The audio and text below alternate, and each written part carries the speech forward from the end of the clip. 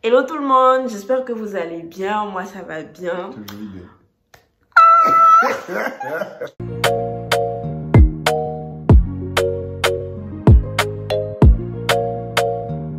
Hello tout le monde, j'espère que vous allez bien, en tout cas moi ça va très bien. Aujourd'hui je suis en compagnie de mon ami, on va parler d'un sujet, je pense que tout le monde l'attend. Donc j'espère que en tout cas la vidéo précédente elle vous a plu. Si elle ne vous a pas plu, j'espère que je vais m'améliorer. Si elle vous a plu, n'hésitez pas à liker. J'ai vu qu'il y avait de nouveaux abonnés, il y a des personnes qui s'abonnent. Franchement merci parce que c'est un, je sais pas, c'est une sorte de soutien, c'est une sorte de motivation. Moi ça me fait plaisir. Donc n'hésitez pas à vous abonner. Et pour ceux qui sont nouveaux sur la chaîne, allez regarder les vidéos précédentes pour savoir un peu ce qu'on fait là. Donc voilà. Donc, on va rentrer dans le vif de la vidéo. Aujourd'hui, je suis en compagnie de mon ami. Il va se présenter. Bonjour tout le monde. Et comment ça? Bonjour tout le monde, je m'appelle Ibrahim Koulibaly.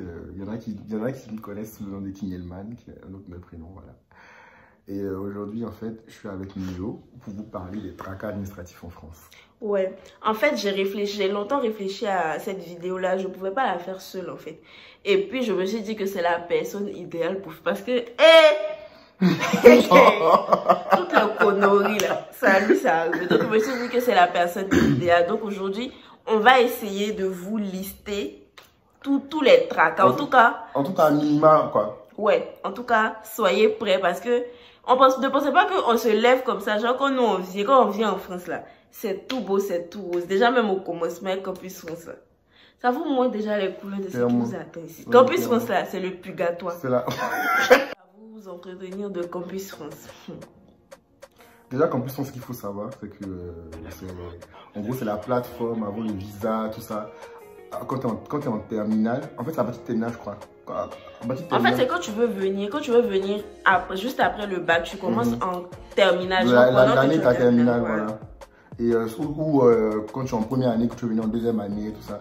Mais ce qu'il faut savoir, c'est que déjà, quand tu passes pas en terminale, quand tu es genre en première année à Abidjan, ils vont te faire reprendre ta première année. Clairement. Ça, c'est clair. Moi, parce que moi, on m'a fait ça. Ceux qui ont eu la chance, vraiment, enfin...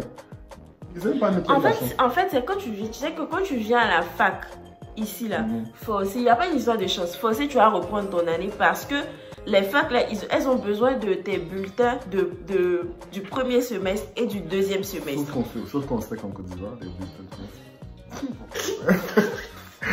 en gros, c'est ça. Alors que quand tu es en école de commerce, par contre, je pense que tu passes directement. Tu passes directement, ouais. Mais parce que tu as les bulletins, attends. Oui, c'est ça. Parce que en vrai, les écoles de commerce, jusqu'en juillet, août, ils peuvent encore accepter tes bulletins.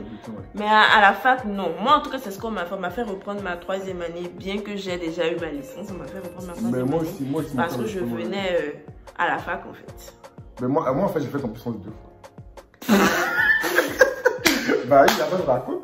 J'ai fait Campus France 2 fois. La première fois, j'étais en terminale, c'était en 2012.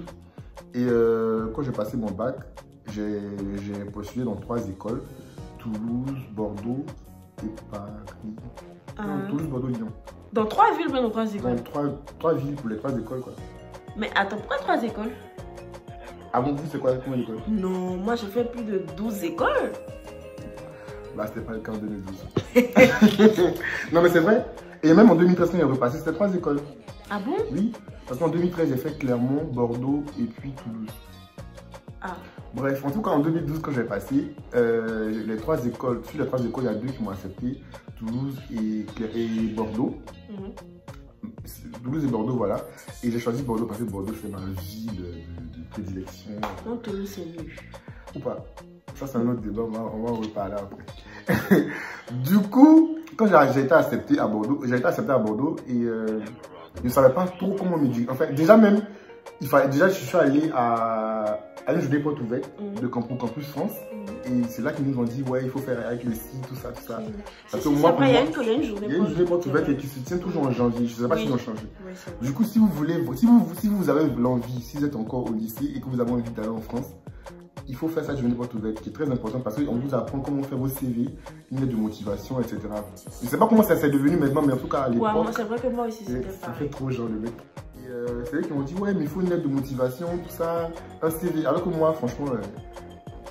Déjà, moi, je pense que ça, c'est un point sur lequel il faut revenir. On ne nous montre pas, en fait, comment faire nos CV, ça, nos lettres de motivation. C'est vraiment un truc, en fait. Du coup, moi, mon CV, c'est mon jardin. J'ai vu que... En fait, mon CV, j'ai dit qu'il n'y a mis que mes formations, en fait. J'ai dit que, ouais, alors que mes formations... Elle m'a nombreuses écoles que j'ai faites à Abidjan. Du coup, il n'y a mis que ça. Là, ma lettre de motivation qui est grave dessus. Il n'a pas dit qu'on perd pour cette français. Mais tu es moteur, non? Non, mais j'ai arrêté. J'ai dit, ah, c'est pour ça que je vais partir en France.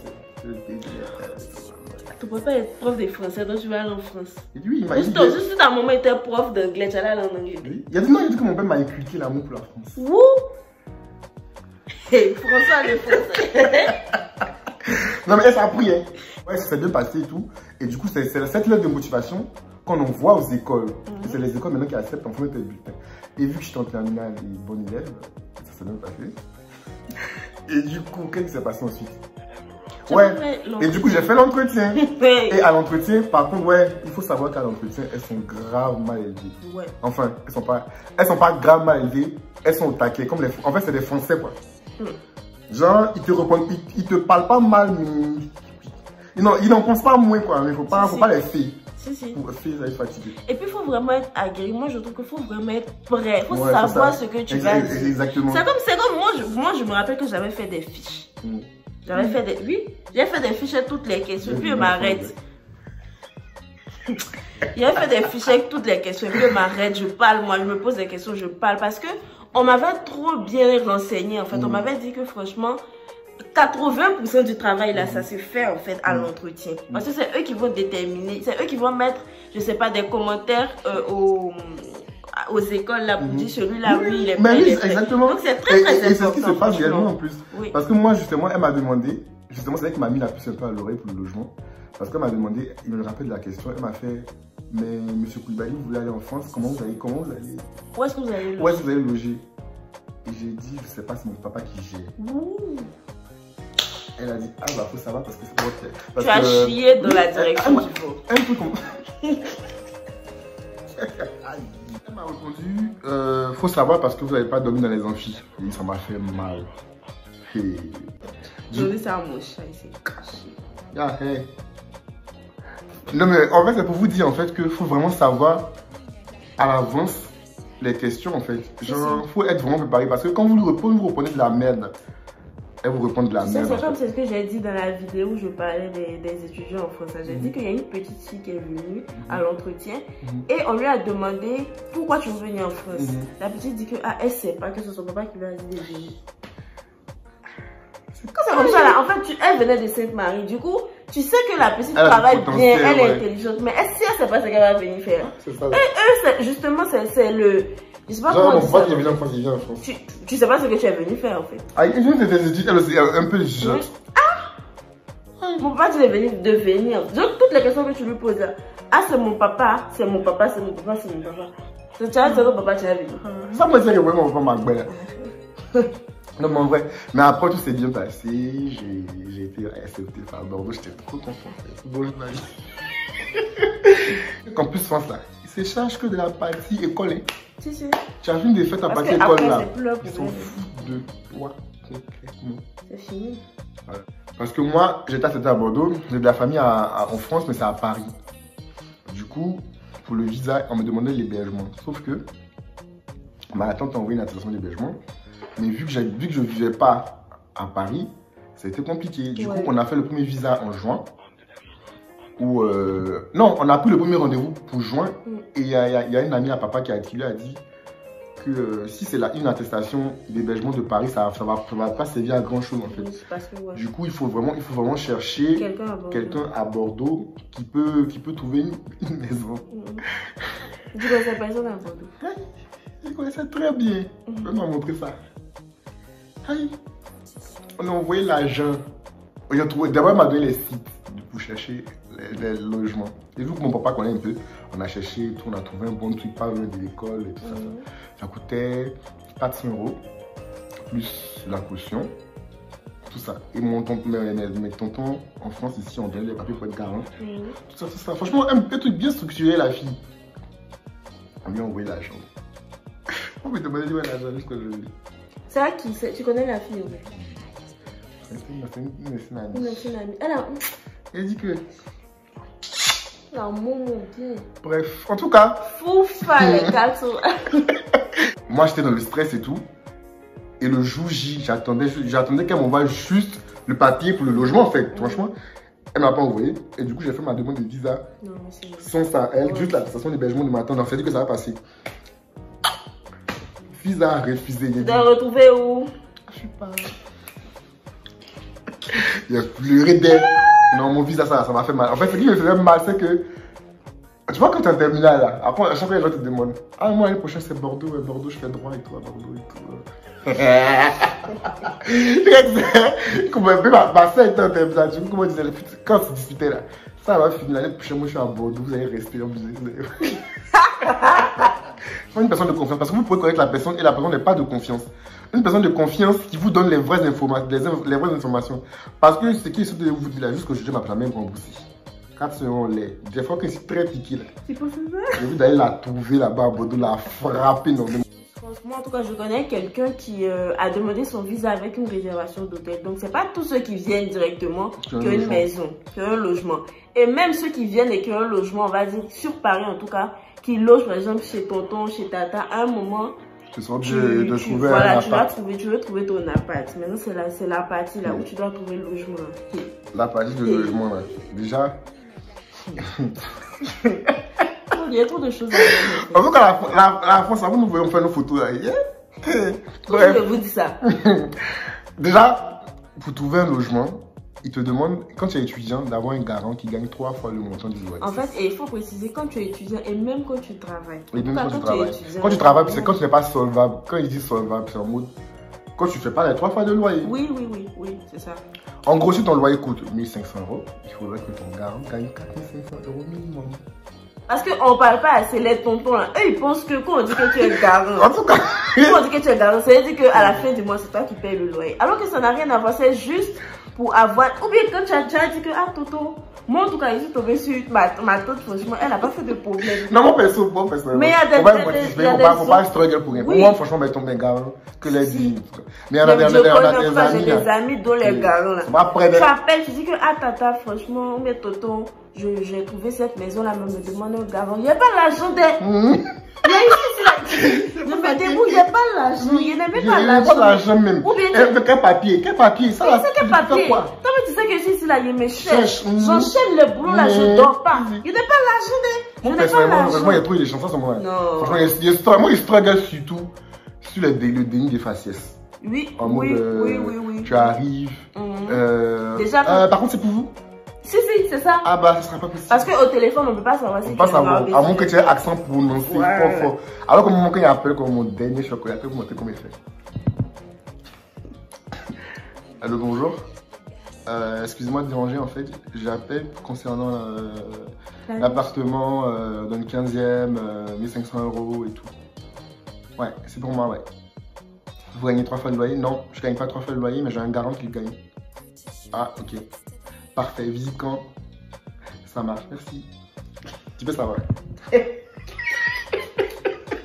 La vérité, tu peux savoir. Tu veux jamais savoir. C'est Laurent Perrier qui a appelé. Surtout moi, quand je dis Kingelman Koulibaly, on se dit que ça date un métis en fait. Non. Kingelman, ça fait un peu allemand et tout. Du coup, quand il arrive comme ça là. Excusez-moi, c'est pour vous? Ah. Ok. Donnez-nous votre dossier. Je vous garantis rien. Mais voilà.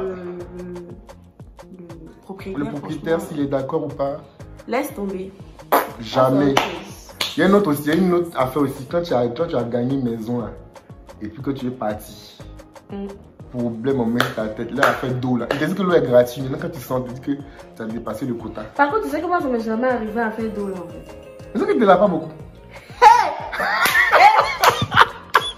Et puis, genre, quand vous rentrez dans les appartements, après le cas où vous avez trouvé votre garant, tout ça, quand vous trouvez rentrer là, les photos, quand il vous montre les trucs là, prenez en photo. Et vous-même faites des photos. On va parler de la CAF. Pour ceux qui sont encore en Côte d'Ivoire, il y a une structure.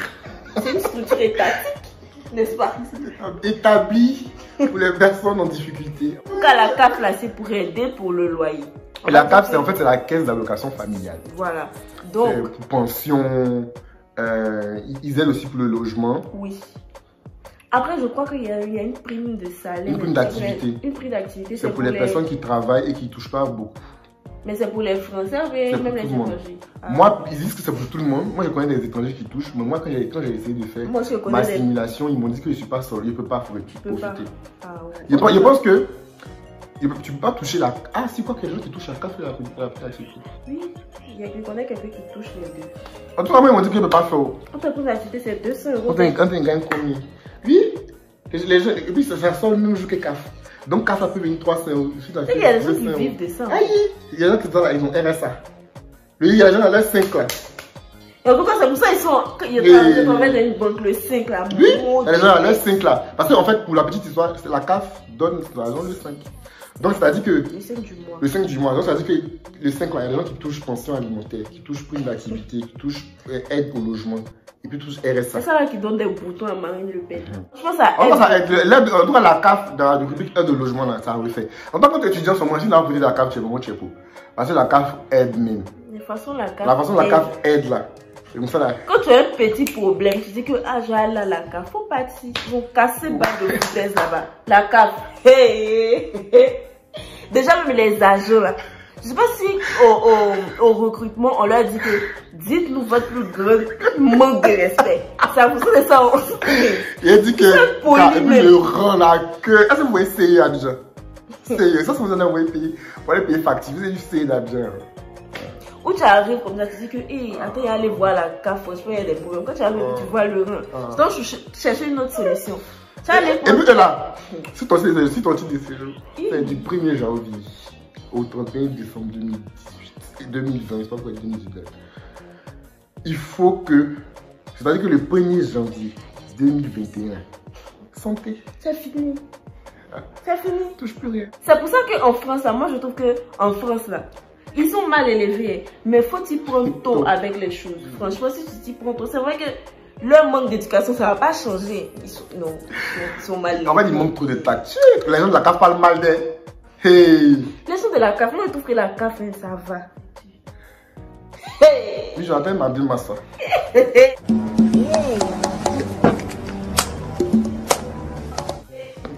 que en fait, en vrai pour la préfecture, je pense qu'on rentrait dans le pour la préfecture là. Quand tu arrives au début, avec l'OFI là, ça se passe. En fait, l'OFI, genre au début là, quand tu arrives, tu as ton visa de 1 an. À Abidjan, déjà même, on te met les démarches dans la pochette, on te donne ton passeport. Donc, franchement, moi, je trouve que ça passe crème. Tu as un rendez-vous, quand tu arrives, tu as un rendez-vous, tu vas, on te met la vignette dans ton passeport. La vignette est valable jusqu'à la fin de ton visa. Exactement, ouais. Jusqu'à la fin de ton visa. Mais avant, il faut t'y prendre 3 mois à l'avance de la fin pour pouvoir avoir un nouveau titre de séjour, une carte maintenant, parce que ça sera plus dans ton visa, ça sera plus dans ton passeport. Voilà. Donc ça là, si tu as eu la chance comme moi d'avoir été à Clermont, là-bas là, il y a une structure étudiante bien structurée, bien chic, où les étudiants sont à part. Et puis c'est les gens qui ils gèrent les étudiants en fait. Mais si tu viens directement à Paris, mais à Bordeaux Folie. En tout cas, à Toulouse, là, ce n'est pas ça. Bordeaux, c'était pas ça. Bon, mais quand il s'est arrivé à Bordeaux, depuis d'ailleurs, mon renouvellement de titre de séjour, et qu'on m'a dit que je devais aller à la préfecture dans mon haï. Depuis quand? Et tu es étudiant. Tu pars rendez-vous en ligne. Tu arrives là-bas. C'est à Paris, ici, il y a ce qu'on appelle la préfecture. En tout cas, il y a deux préfectures, vous savez pas. Quand vous êtes là-bas, là, commencez à faire signe de quoi? Bobigny et puis Nantais. Oui, vous n'avez pas trouvé Bobigny. Non, les Nantais sont mal élevés, les Nantais là même là. Hey. En tout cas, vous qui êtes à Nantais là, il y a un mari là même là. Hey. Pourquoi il pense qu'il doit aller quelque part, c'est Bobigny, il quitte là-bas. Bobigny là, je me rappelle que j'avais rendez-vous à, je crois, 9h, non 10h. Ma tante m'a dit que... C'est là-bas, on met caillou. Ma tante m'a dit, on met caillou. Oui, il y a des gens qui dorment là-bas à 3 heures. Et puis, quand tu bouges le caillou là, mon caillou.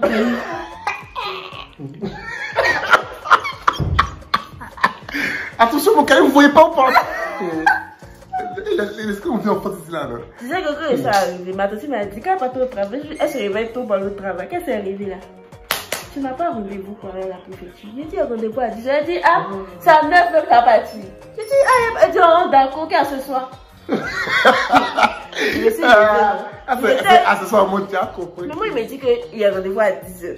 Donc, à quoi ça sert d'aller là-bas? Il m'a dit, je l'ai fait à 8h30, tranquille, en fait. Quand je suis arrivée même, il était 9h et quelques. À Bobigny, là, quand tu sors du métro comme ça, là, le paysage est là, tout à fait. Il y avait des tontons qui étaient à côté. Du métro, oui, du métro jusqu'à là-bas, là, c'est au moins, c'est pas comme la file là, c'est au moins 200 mètres de grand en fait. Il dit, je suis arrêté, puis c'est que, aïe. Tellement je ne crois pas, il dit que moi, il y a allé les dents pour demander au vigile là. Quand tu appelles, que ceux qui sont là, ils n'ont pas rendez-vous. Quand je suis arrivée là, il dit, madame, il faut aller au rang là-bas, on va te donner. Il dit, what?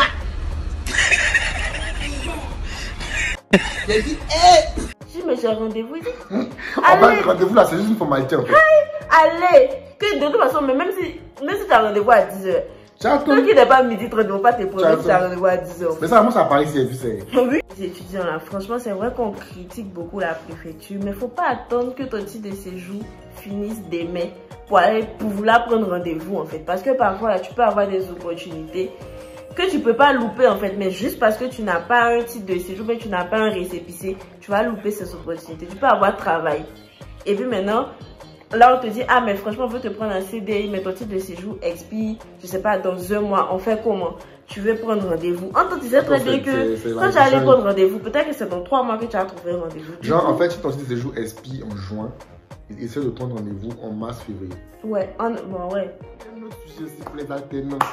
Moi, c'est ça que je voulais parler parce que ça m'a bien fatigué. Le statut alternant. Quand tu es alternant là, un contrat d'alternance, c'est-à-dire que tu vas à l'école et puis tu bosses en même temps dans une entreprise en France. Enfin, les gens qui mentent que l'alternance, c'est la vision, bref. Donc, quand tu es statut d'alternant, à un moment donné, on te demande de signer, on te demande de faire une autorisation de travail. Autorisation de travail, en fait, c'est la directe. La directe, ça dépend de ton titre de séjour. D'abord, j'avais appris que ça dépendait de où ton titre de séjour. Alors que moi, j'ai changé en fait de ville. J'ai habité à Paris depuis 2018, sauf que mon titre de séjour était 2 ans. Du coup, j'avais encore le titre de séjour de Bordeaux. Et quand j'ai fait ma demande à la directe, je l'ai fait, on m'a dit, les RH m'ont dit de faire ça à la directe de Bordeaux parce que c'est là-bas que c'est rattaché mon titre de séjour.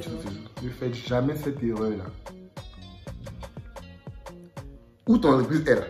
En tout cas, c'est là en fait. Il faut faire ta demande là-bas. Parce que, quand que je le suis, je n'ai pas essayé de chercher. Je suis allé faire ma demande à Bordeaux. Pendant 2 mois, je suis dans ma folie. Je ne suis pas payé. Je ne peux pas partir au travail. Je fais une grosse dépression ici. Mais en tout cas, pourquoi genre, quand tu as demandé à Bordeaux? Parce que je suis allé à Bordeaux, ils m'ont pas dit que c'est parce que je suis à Paris. Moi, ça m'énerve, ils n'ont pas dit. Ils ont laissé. Attends, ça prend 1 mois. Donc, je suis allé, ils m'ont fait attendre 1 mois pour m'envoyer un mail et m'appeler pour me dire que. Non, ils m'ont envoyé un mail et afin que j'appelle pour demander, mais ils m'ont envoyé un mail pour me dire que c'est refusé. Et ils m'ont appelé et il a dû les appeler pour demander, mais pourquoi? Ils m'ont dit que non. Parce que votre entreprise n'est pas de notre localité. J'ai dit, mais c'est pas possible, puisque ma RH m'a dit, il faut que je fasse ça à Bordeaux. Donc c'est maintenant qu'il a refait un dossier. Ça fait 2 mois. Paris. Ça fait 1 mois. Oui, ça fait 1 mois. Maintenant, Paris aussi a duré 1 mois. Donc j'ai fait 2 mois sans travailler. En tout cas, moi, ce que je peux vous conseiller pour les démarches administratives, renseignez-vous franchement. Et quand vous avez l'avis d'une personne, ne vous asseyez pas sur une personne. Demandez encore. Parce qu'il y a des gens qui sont là. Eux, ils veulent montrer qu'eux, ils connaissent, en fait. Donc, tu vas leur demander, ils vont te dire quelque chose, alors que c'est pas ça, ils savent même pas. Surtout que les préfectures ne communiquent pas entre elles. Oui. Genre, par exemple, c'est la directe de Bordeaux.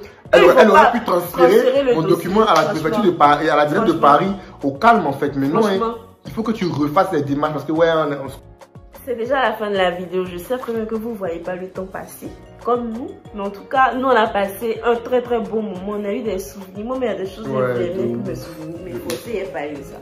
En tout cas, si vous avez kiffé, n'hésitez pas à aimer un pouce, franchement. Et puis, Dédi, j'ai fait mes vidéos là. Les gens viennent regarder 800 vues, combien de vues? 200 abonnés. C'est comment? C'est pourquoi?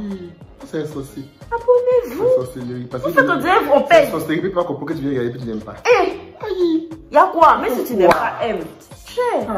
En tout cas, franchement, abonnez-vous à la chaîne. Cliquez sur la cloche de notification. Et puis de toute façon, moi je trouve que je suis assez régulière. C'est vrai qu'il y a une semaine où j'étais malade. Mais ça fait un mois, il y a déjà plus de 8 vidéos. Moi, t'as dit que t'es blogueuse. Mais bah, écoute, moi, je vais mettre mon énergie. En tout cas, franchement, abonnez-vous. Surtout qu'elle fait du bon contenu. Abonnez-vous. Parce que c'est pas des putaclics comme beaucoup de youtubeurs et tout. Franchement, en plus, ce qu'on vient de vous dire là, ça va grave vous aider là. Oui, ça va vous aider. Parce que moi, je vois mes neveux, mes cousins et tout. Tous dans mon téléphone en train de me parler de Raïm, comment on fait qu'on puisse prendre Raïm, tu peux être mon garant. En fait, il y a des choses, il faut vraiment. En fait, c'est des trucs, si on nous avait dit ça, je pense qu'on allait gagner assez du temps. Oui, et puis en plus, on va dire que c'est du divertissement, mais en tout cas, ça vous renseigne quoi. Donc, franchement, c'est ce genre de contenu là que je veux vous donner. Donc voilà, abonnez-vous, cliquez sur la notification, aimez, regardez, partagez, aimons-nous vivre, franchement. Et puis comme je l'ai dit, essayez de prendre les parties que vous aimez de la vidéo, vous pouvez les reposter sur Instagram. N'hésitez pas à vous abonner à mon Instagram. Je vais mettre l'Instagram ou pas? T'as peur? T'aimes pas la célébrité? En fait, je suis déjà célèbre, du coup, pour Instagram. En fait, on se retrouve sur Instagram, les gars. Viens mettre son Instagram. Abonnez-vous aussi s'il vous plaît. Moi, il me plaît pas, donc je suis pas abonné à lui. En tout cas, abonnez-vous à mon Instagram et n'hésitez pas à me mentionner quand vous mettez ces parties-là dans vos stories. N'hésitez pas à me mentionner pour que je puisse voir, je puisse partager, etc. Donc voilà, on espère que vous avez passé un bon moment. Nous, on a passé un très bon moment. Oui, franchement, c'était trop bien. Et je pense que je reviendrai. Hein. Je pense pas, non. Donc voilà. On vous embrasse. On se revoit à la prochaine vidéo. Bisous. Mais ça me le paye.